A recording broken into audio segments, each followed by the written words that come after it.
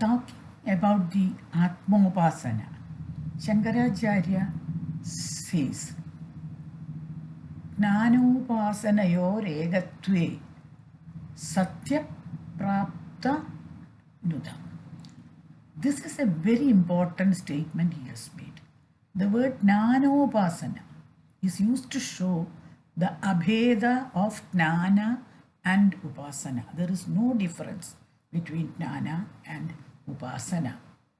They are egatva. The way of Upasana and the way of Atmajnana is the same. Learning the function of each organ separately is only a teaching technique. And one should not forget that all organs are part of the whole. That is the Atman. The same about the multiverses and the study of astronomy. Those having dualities in their mind do not see the truth. Only with the cognizance of egatva or the oneness of Atman or Brahman, one know the truth or Satya. For Shankara, Atmopasana is same as Jnanopasana. It is an apurva vidhi, an extraordinary rule, because we are cognizing a vastu which we have not seen. See, God or an Atman, Brahman, we are not seeing with our external eyes or heard before. And this is never possible without the functions or thought and analysis of manana. Upasana is Shravana. Manana, Shravana is listening, hearing. Manana, analysis. And Nididhyasana, the cognizance by constant thinking. That is Upasana and that is Jnana also. This is the same. That is Upasana and Jnana are the same process. Therefore, this should be understood as an apurva vidhi. Upasana and Jnana both are ega and both are apurva vidhi. Very rare thing. The other functional rules like the karma vidhi, you do this, you do that, you do not do this, you don't, like that. They are all karma vidhi rules. You do sacrifice, you do ahuti, you should not do this, you should do this. These are having a general samanya character only of a functional injunction or a karma rule, karma vidhi, which is shared with the rule. That general karma vidhi is there in this apurva vidhi also, but from sentences like that Navalkya sentence, Maitreyi, Atman alone is to be seen, Drishtavyya. You have to know only Atman. Drishtavyya is only Atman. Mantavya, only Atman.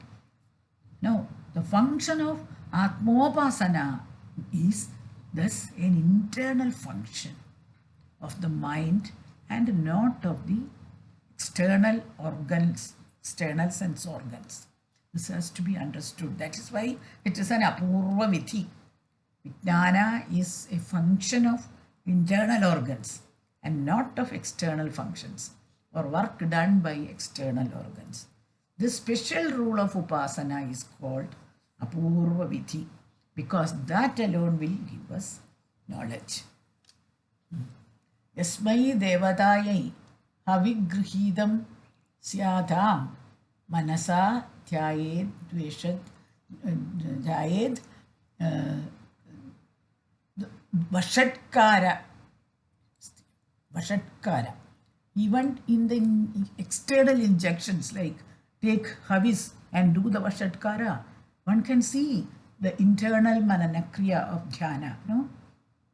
Manasodhyaye. Do dhyana with your manas. And without this thinking and analysis process, mere external karma will be futile. Just doing something external karma, it is useless unless you have that internal manana analysis. Atma is mantavyo, nididhyasidavya. Upasana is a kriya for jnana and is for acquisition of jnana. The Veda is a jnana, no? Veda is jnana, Veda jnana. And Upasana have egartha, that is the same meaning for Shankaracharya. Tatha ojama vedopasana shabdayor egarthatum iti. That is the word used. In Upasana, as in the Yajna, there are three parts. Which are they? When asked to do a Yajna, we ask three questions. Naturally, Kim? That is, what is Yajna? Second, Kena? What does it mean? 3, Kam? Tell me how I can do it. These three questions come first. Without asking and understanding these 3 points and analyzing them by mental thought processes, one usually do a karma or function. These 3 things you ask and you find out by your own manana, your own function. Similarly, when someone gives an injunction, do upasana, we ask, what is upasana and what should be the upasya? What do you mean by upasana? Of what we should do upasana? What is the upasya means? What is the meaning of upasana? Why one should do it? How one should do it? What is the method of upasana? These questions definitely any person will ask. These are the basic principles we have to know before we do any scientific inquiry. Atman is the one to be known thus, and mind is the vehicle through it can be done. The impure mind is unable to get concentrated in this Atma Vishaya, which is beyond sense organs. Therefore, the first step is to make the mind powerful and pure and ready to accept knowledge. For this, Sama, Dhamma, Brahmacharya, control of senses, Kshama are all practiced. So they are the first step to acquire a pure mind that can concentrate on a subject and a sharp intellect, from the intellect we can cognize anything and everything. That is using reasoning. That is why analysis is done. No? The people who do sacrifice learn the rules of doing them. Those upasakas who are doing the manasa kriya, that is the mental function for acquiring jnana, learn the Upanishads. It is the swadhyaya. Here, neti neti. This is not that. Asthulam. It is not a gross thing. Egameva dvitiyam. There is only one. There is nothing which is called two. There is no duo. Only one. Then, Ashanayadhyatita. It is beyond everything. Etc. These are the Vakya which tell us the Swarupa of Atman. We are doing Upasana on.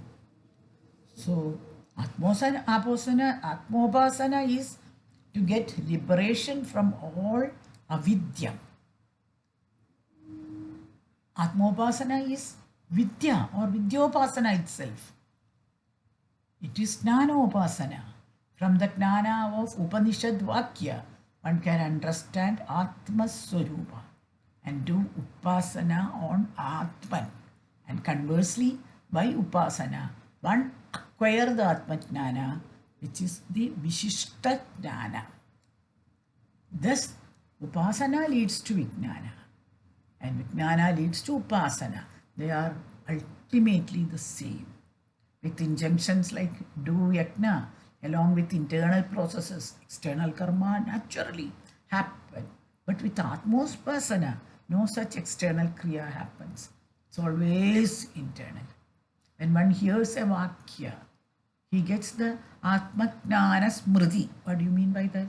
Memory of the knowledge of Atman. That is what he gets when one hears a vakya. To another, Vijnana happens the same moment he hears it. There is no controversy between this. It is only a natural process of difference, no?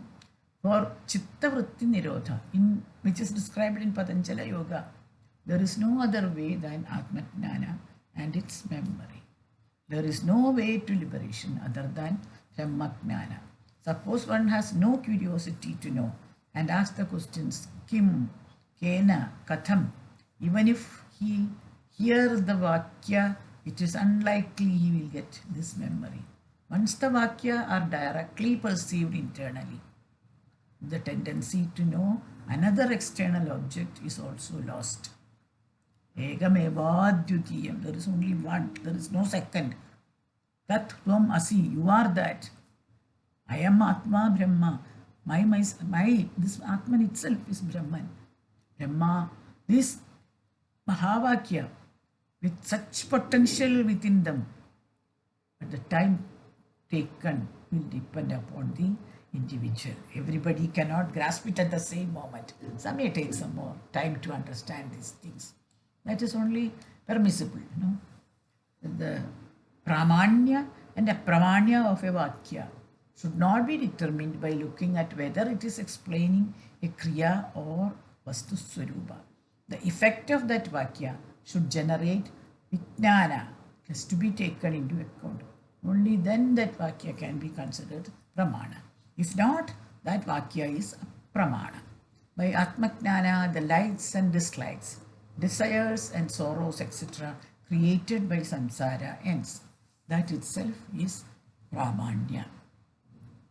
Since whatever is left in the past life comes to us, the memory of atmajnana comes to us. Anyway, so why should we do upasana?